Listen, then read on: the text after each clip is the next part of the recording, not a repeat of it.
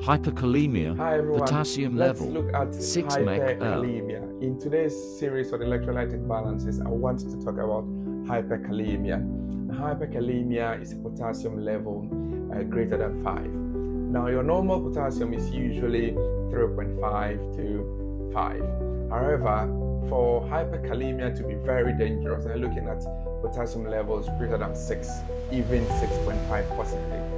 Now, what happens? Why is this important? Why do we need to know about this? Now, when you have a potassium level that is that high, you are at risk of fatal cardiac arrhythmias and more likely ventricular fibrillation, which can then lead to cardiac arrest. And so, how do we treat hyperkalemia?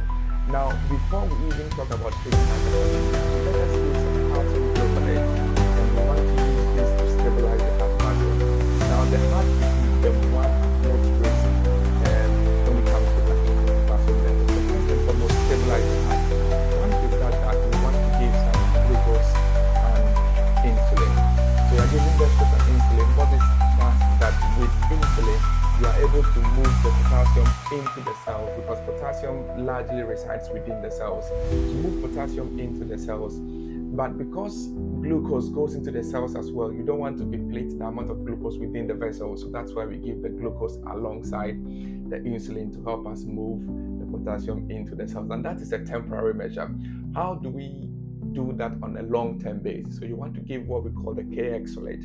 Now this helps you to excrete the potassium from the system, and also you can give some salbutamol or albuterol nebs to try and help get rid of this. So in summary, for your hyperkalemia, very high potassium levels, looking above 6.5, give some calcium gluconate to stabilize the cardiac muscle, give insulin and dextrose, move potassium into the cell, then give K-exolate and salbutamol to help you get rid of the potassium. Hope this helps. See you in the next one.